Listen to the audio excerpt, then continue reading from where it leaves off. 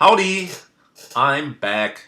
Florian here from LifeScienceMentor.com, and today's post in the Idea Machine Challenge is about companies, the products of which I use frequently on a day-to-day basis, that are listed on a public stock exchange. And that got me, that left me a bit confused because it took me a while to make sense. I couldn't actually make sense out of this request because I thought, what can I learn from that, right? What can we learn from that the electronics we use are from a company that's publicly trading?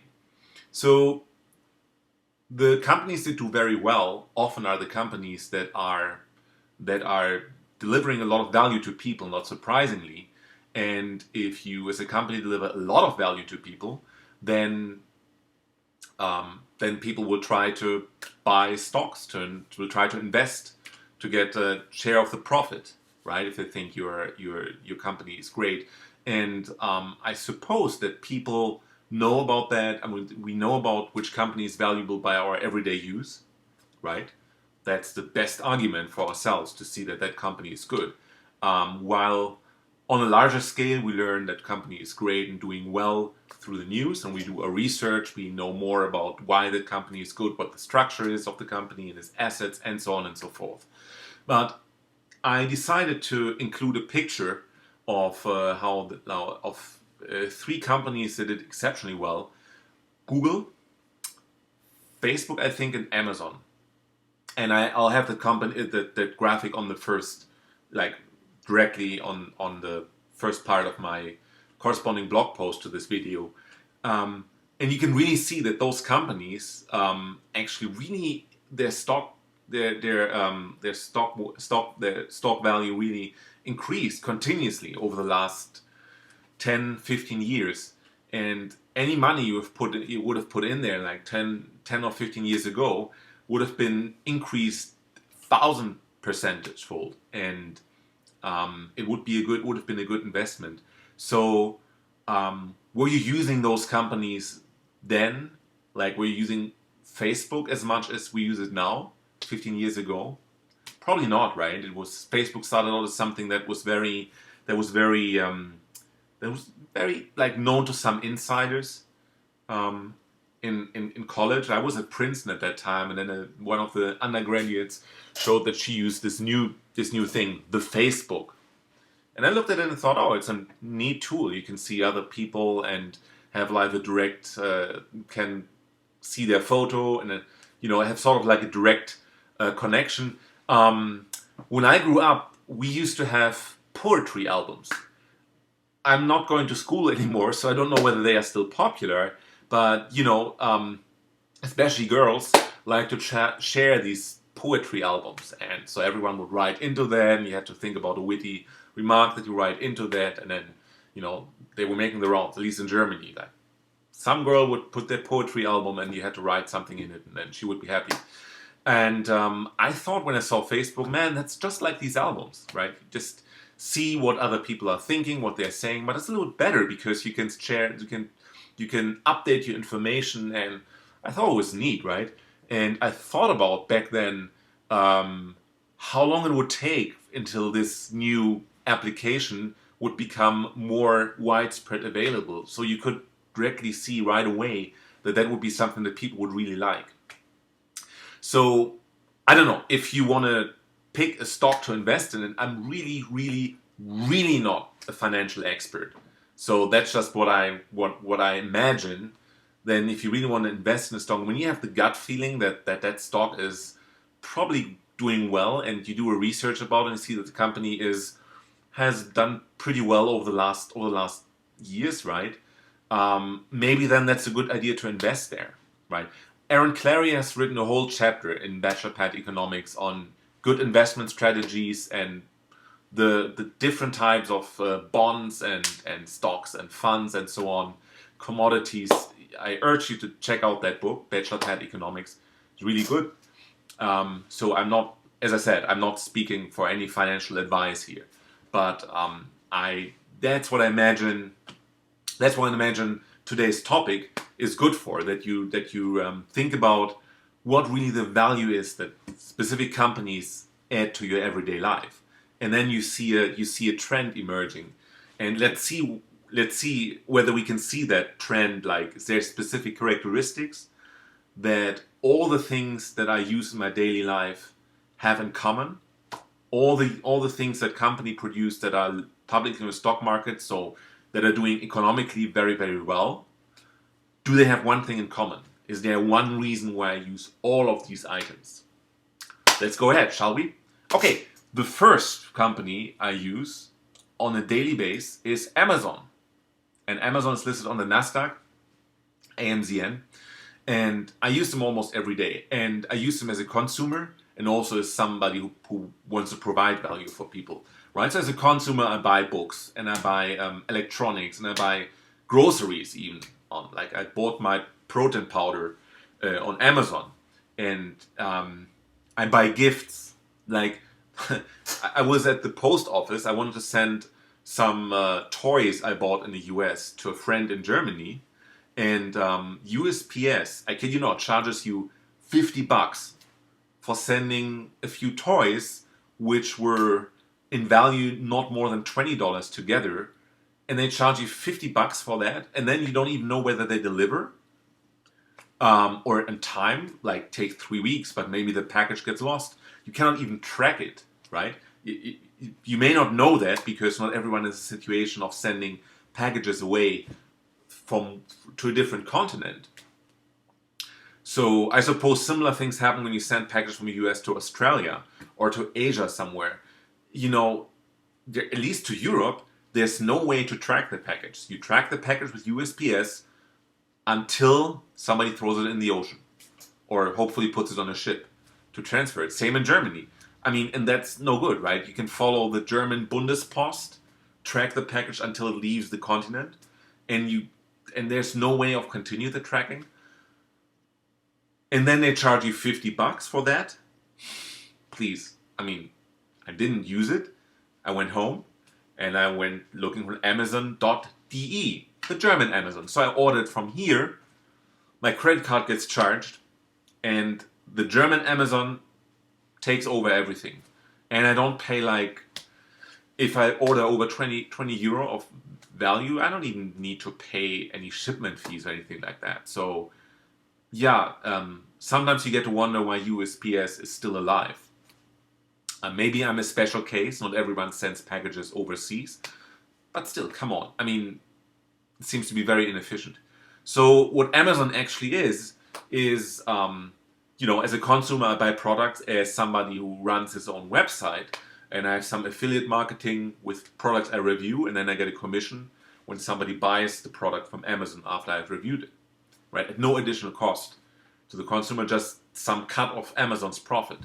You can also have a program that calls Fulfillment by Amazon, where you just buy stuff and then you send it to Amazon and they take over the shipping. So what Amazon actually is a gigantic logistics company, right? You just send in you either buy the products or send in the products that you want to sell.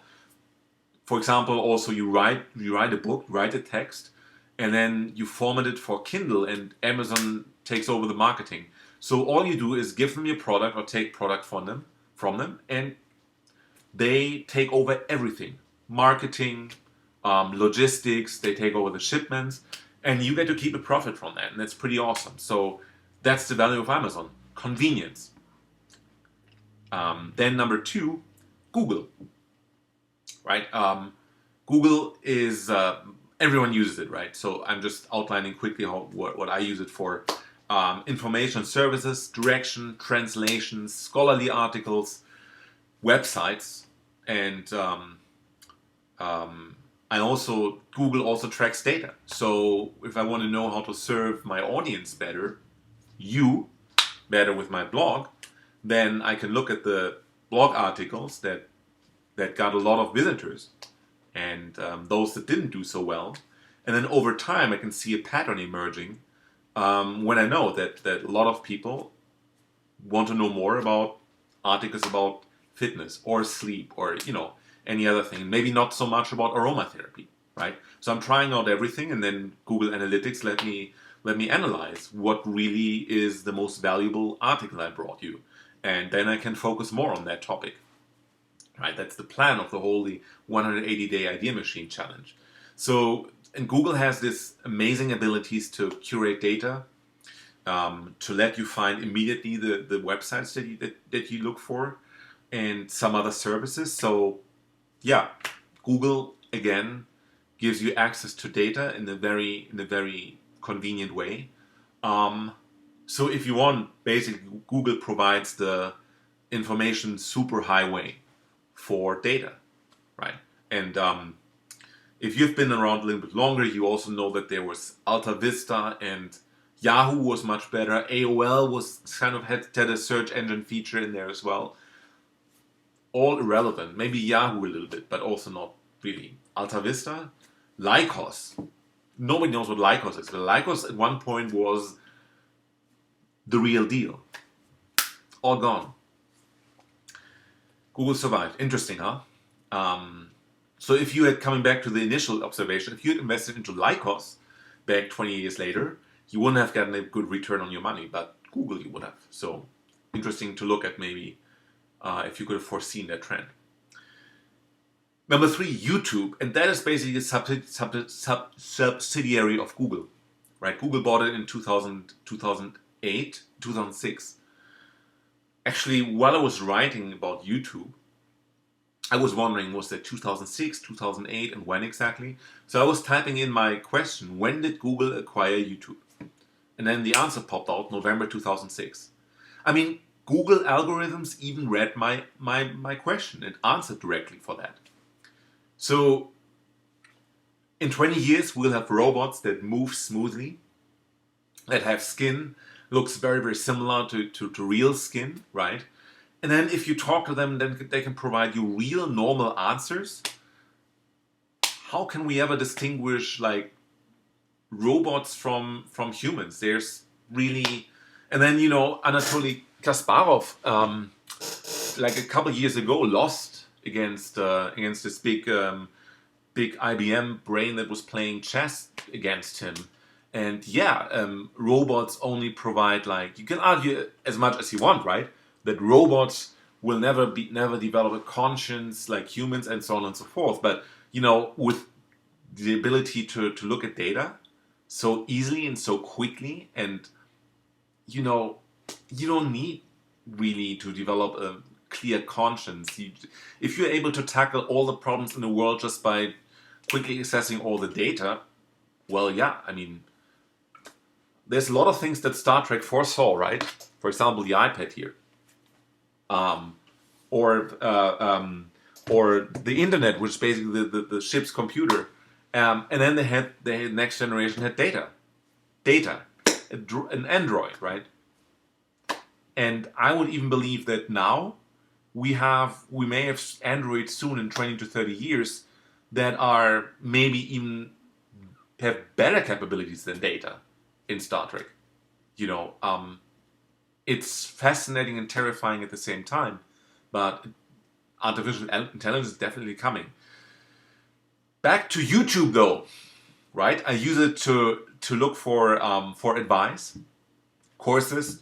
When I needed to caulk the edge of my sink in my kitchen, I quickly checked out a 2-minute video about caulking your sink, and cost me nothing.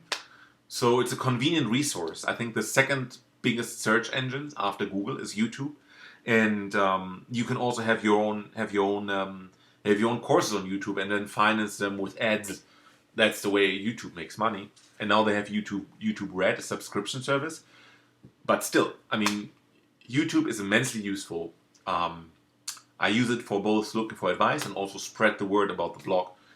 You're using YouTube right now, okay? It's not a real company that's separately listed on any stock exchange. It's listed under Google on Nasdaq because it's essentially Google. But I still think I still wanted to list that company. All right, number 4, Omron. So every morning I measure my body fat with this machine. maybe not the most accurate, but I don't see any other fat loss monitor than this Omron. And by the way, sound like a TV commercial, right? Yes, I only measure my body fat with Omron. It always provides great, accurate data, but unfortunately, it doesn't make me slimmer. That is something they should still develop.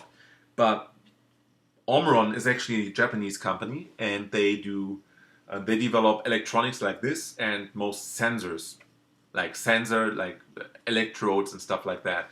There's a lot of electronics parts that are built into other electronics, right? And they're from Omron, but they are not known to anyone. I think the brand Omron is only known by the fat loss monitors. But that's basically it. If you know more, let me know. But so Omron is not listed on any New York Stock Exchange or any American Stock Exchange. It's listed on the Tokyo Stock Exchange. So I guess they don't require public investment into their company. They seem to be doing well like that. It seems to be like they have a monopoly on fat loss monitors in the US. Maybe they have more, but that's what I know. So then the next product I use on a almost daily basis, Facebook. And I check on some updates of my friends, and I check to stay in contact with friends. If you're using it as somebody wants to sell services, Facebook has one of the best targeted ad features that you can ever have. I mean, you can basically, I haven't used it myself, but so many people and YouTube videos and people I talk with tell me that the targeting ad features from Facebook are unprecedented. So apparently you can target specific demographies, right? If you sell something, I think Gary Vaynerchuk had the example of if you for example sell a dog food of the month club or dog toy of the month club, where people can get dog treats and little toys for their dogs once a month as a subscription service, right? You can use Facebook to target specific people that actually have a Pinscher or Doberman or Yorkshire Terrier. People that have dogs that will actually buy your stuff, right? So that's fantastic. And at one point I'll use those ads as well. Maybe not for Doberman owners, but still, that is pretty awesome. And so Facebook has these wonderful capabilities. If you just want to stay in touch with your friends, all your status updates will only be shown to like 10 or 15% of your friends. So for like normal use, it's a bit useless, I find. But for just targeting your ads, perfect. And of course, you don't have ads where you say, buy my stuff, buy my stuff, buy my stuff. But you can have posts showing up to targeted people. For example, say, and I got that idea from Gary Vaynerchuk as well in one of his recent podcasts or YouTube videos. It was a genius, actually. Imagine you want to get a job at a specific company, and you're doing a little bit already in your life. Maybe you have a little blog that is about finances. Let's say you want to join a specific advertising agency, right? And then you have a blog that talks about advertising or talks about media or something like that is close to that company. Or in my example, let's say I want to apply for a biotech company, right? And then what I could do is I could basically add some more science articles to this blog, and then design an ad about promote these science articles in form of an ad. And then I use Facebook to target people that work in that company. So by the time I go to that company, people in the company already have seen me and my blog on their Facebook feed. So I can basically roll in more or less, right? I don't know how easy it is, but still, I arrive at the company and then people will say, hey, wait a second, aren't you having this blog? Yeah, I know you. I had someone on Facebook posted this.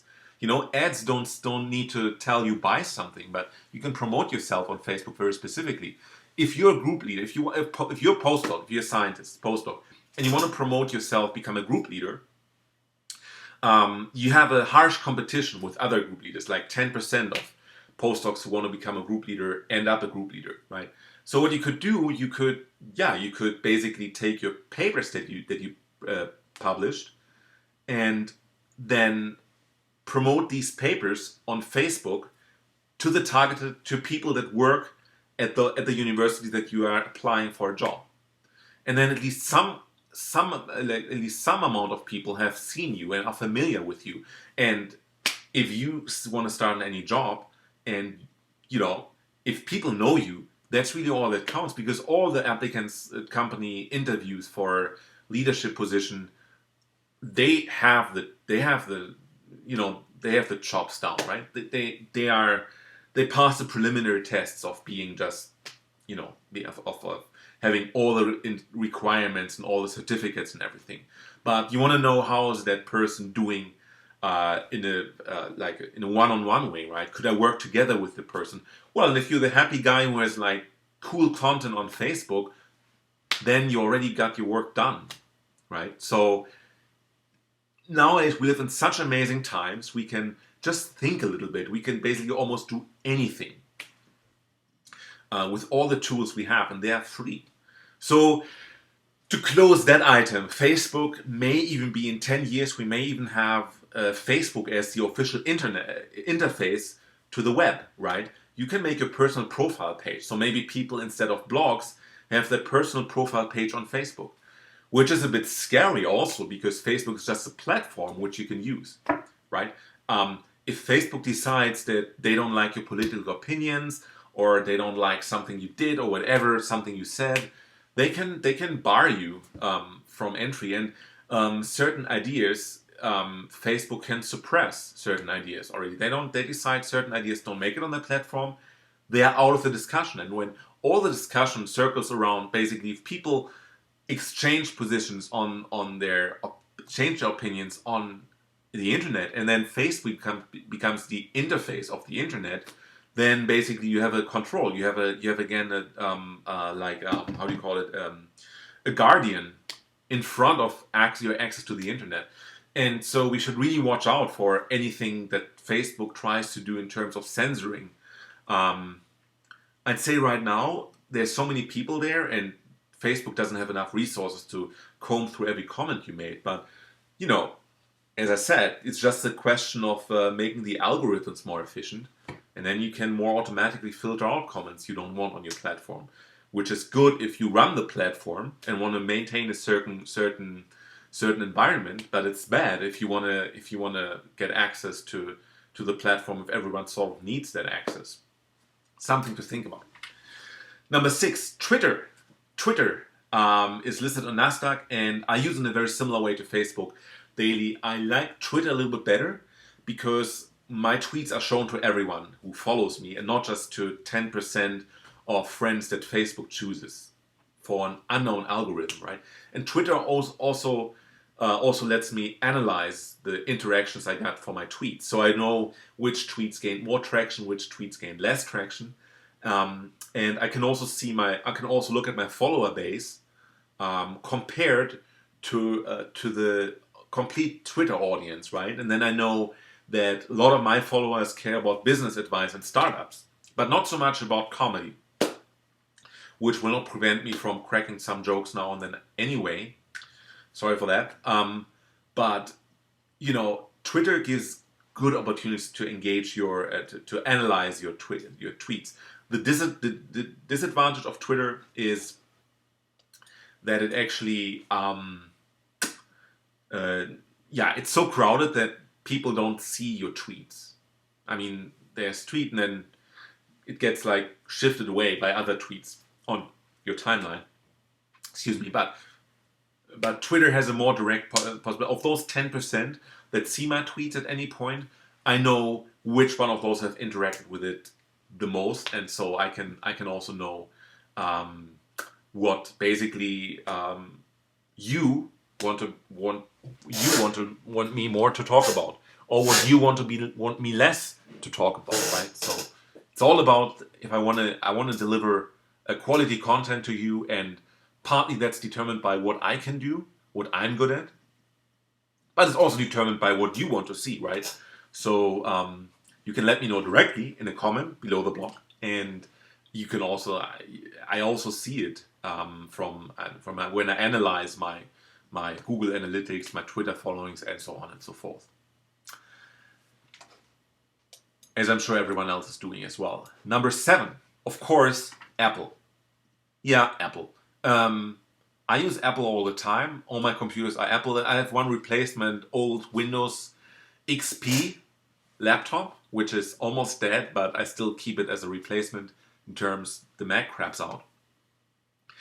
Still, Apple has now dominated the hardware, and maybe for business purposes, Windows, Microsoft PCs are still used because it takes a while to re-teach all your staff, right? So if you have a big company, you just keep the computer system you already have in place. However, I remember still when Apple was on the verge of dying, like in the mid 90s. Apple had come up with the graphic user interface, or actually they copied it from Xerox. And Microsoft was back in the 90s and 80s, basically the interface was text-based. So you had MS-DOS. Probably nobody knows anymore what MS-DOS is, but you had a console you would type in commands, and then you would type in dir for directory, and then it would list all the files on your hard drive. And I like talking about that. It makes me nostalgic. Maybe a few of you as well. The point of the matter is that Apple brought out a graphic user interface, and in the mid-90s, Apple was kind of never really getting traction. And then they were on the verge of bankruptcy, or maybe not bankruptcy, but they were on the verge of dying. And Microsoft brought out Windows 95 at the same time, so people had a graphic user interface. The only disadvantage of which is it was not native, so it was still on top of the Microsoft disk operating system console, and it had its flaws. Apple was much smoother, but Apple really only gained traction. Like Apple was kind of dead, and then in 2001, some of my colleagues told me, "Hey, I have this new iPod, super cool," and I looked into that, and and that is how Apple revitalized itself. And I saw, as I said in the beginning, Apple invests in Apple, but if you were investing into Apple, you would be half mad in mid of the 90s. So it was entirely not foreseen how Apple really gained traction massively. And now Apple just, iPods, iPad, iPhone. And when they introduced the iPhone, people were skeptic because the competition was the BlackBerry, right? BlackBerry has refused to do touchscreen, and Apple chose the touchscreen. That was a big thing in 2005, I remember. And then sort of the iPhone went off from that. And they had the iPad.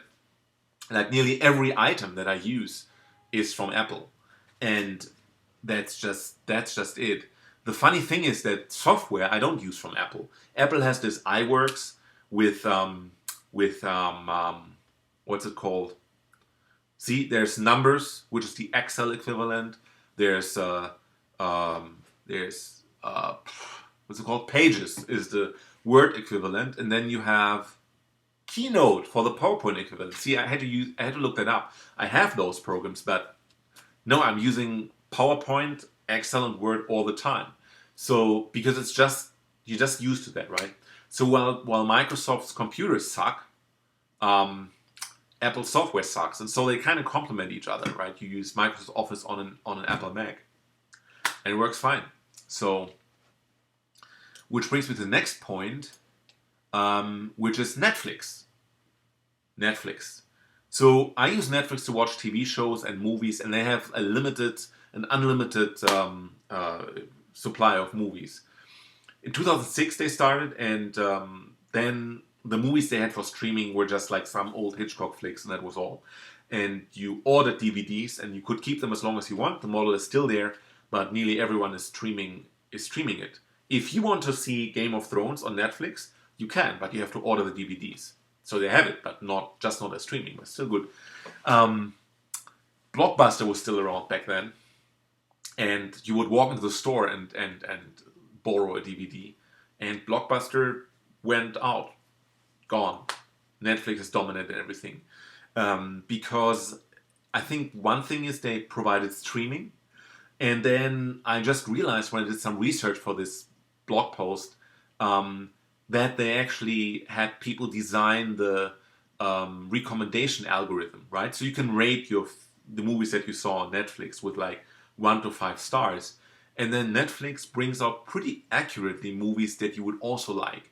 So you watch those movies that appear in your Netflix feed on your feed on Netflix, right? And you click on them, and then you're never disappointed, right? You like that movie, then you like a movie about ninjas, then you will see a similar movie about ninjas in your feed. Um, but you didn't like that movie about ninjas, then maybe you will not get a movie in your feed of that type, right? So um, it's a very sophisticated algorithm, and you probably wouldn't use a Netflix's system if they just provided you random stuff that you had to search for yourself to find it, right? Here's the interesting thing: people love TV because they could just sit down and just watch, right? I got rid of my TV because I don't want to sit there and just do nothing. But people like that. Now Netflix provides them the opportunity to not having to search for movies. Brilliant. You just watch the first movie, and then you can rest assured that the next movie in your recommendation stream is as good, if not better, than the other, right? I think that is what distinguished them from their competition, whatever the competition was, because it's gone. So Netflix I use. Then Logitech. My mouse here is from Logitech. Some other periphery is from hardware from Logitech as well, but that may be obsolete soon because you can now just film a movie with your iPhone, and then you have editing capabilities on the iPhone. So you don't really need a mouse. You can do everything with your iPhone and with your fingers. Done. Then I love Lindt chocolate. And Lindt, Sprüngli, that's the company called, is listed on the Swiss stock exchange, and that's all. So they probably don't need to innovate much. They just produce chocolate, maybe change their recipes from time to time, but that's basically it. One idea would be if they provided chocolate mix that you can make to print chocolate sculptures with a 3D printer. That would be kind of neat, but I wouldn't know of any other way to distinguish themselves further. So Lindt, listed on a very, very local stock exchange. We are at number 10 is this. Okay, so number 11, Epson. My scanner I use it daily. I scan in almost all my documents. Once that's done, I scan in my receipts I get from going shopping. So I digitalized all my documents. And so Epson is probably just at the interface of providing technology with which you can digitalize stuff, right? It's basically like the people that sell you the shovel if you are running after gold during the gold rush. Those people that sold shovels made the big profits during the gold rush, not the people who looked for gold themselves. So I was a bit surprised that Epson is only listed locally on the Tokyo Stock Exchange. But what do I know? I mean, Epson seems to do fine, so yeah, I use that every day. Seagate hard drives, very important for storing data nowadays. Is listed publicly. SanDisk, which is flash memory drives, also important. Microsoft, as I mentioned before, I use the Office software, and I don't really use it because it's the best, but I just use it because everyone uses it, and it's just convenience. And then the last point, number 15, Adobe, right? The PDF format, like that big format that can be used everywhere. It's pretty neat. Don't forget though that Adobe once had a technology that's called Flash. Flash was a kind of annoying technology because it always crashed, And then when Apple introduced the iPad, it only allowed HTML5 format to play. And that was considered kind of like a disadvantage back then, but thanks to pushing the iPad into the market, Flash has just disappeared, and it was much too buggy. I mean, if a website was ever responding in a very sluggish way, you could 5 years ago you could rest assured it was the fucking Flash player that really acted up. So you just disabled the Flash player, and that's some good advertisement for your product if your product really inconveniences people. And then HTML5 was used as a format by Apple, iPad, and rest is history. But Adobe could put their foot down in the market with their PDF. It's really interesting how that works, how you create monopolies, right? Or quasi-monopoly. Nobody else buys anything else but your products. Okay, so what is the bottom line of all these suggestions? Basically, that is either convenience or such a far and widespread market share that you don't really learn about anything else, which reflects back to the algorithm thing, right? That Netflix uses to give you and Google uses to have relevant content ranked rise to the top. You use these services not just because you find something you look. You use these services because you find the greatest thing, the best answer from where you look, right? If Google would give you like some random comment, you would basically cease to use it. Yet when the internet started to become big, Google would show you almost anything that you look for, right? And only over time the cream rose to the top. And that is how, I guess that's how you nowadays get a high market share, by providing good quality in a very convenient way for people. That's how it works. And that's good news for every one of us, because that means if we provide good content, that will always beat out scammy internet marketing content on the long run. And we're only always playing a long game. And that's it, right? I mean, it's really relieving how it all means that when you provide value, if you connect to a lot of people, and if you provide great content and content that's relevant for these people, the sky is the limit, really. And so not only do we live in fantastic times because we have all the tools we need to reach a global audience or connect to a lot of friends in a very short time and make new friends. Not only that, but it also allows us to just really, really be ourselves and really strive to be the best in what we're doing. But, it's great. We can use all these tools at our disposal to really express ourselves in the best way we know. And people will find us. And that's just an awesome message. And with that message, I wish you a nice weekend. Let me know if you use some other companies that I've missed here that you think are very important and also listed on stock exchanges, and maybe you have an additional reason for why those companies have those big market share, apart from convenience and actually delivering good content, right? So if you have any suggestions, let me know. If you enjoyed this video, like it, and thank you very much to stay with me for so long. I appreciate you carving out some time of your day, and I love connecting to you, even though I don't see any one of you, but I just love talking to any camera, which is like a little green dot at the top of my screen. Visit my blog, leave me a comment on my blog or on my YouTube. I answer every comment, and so far, once again, have a nice weekend.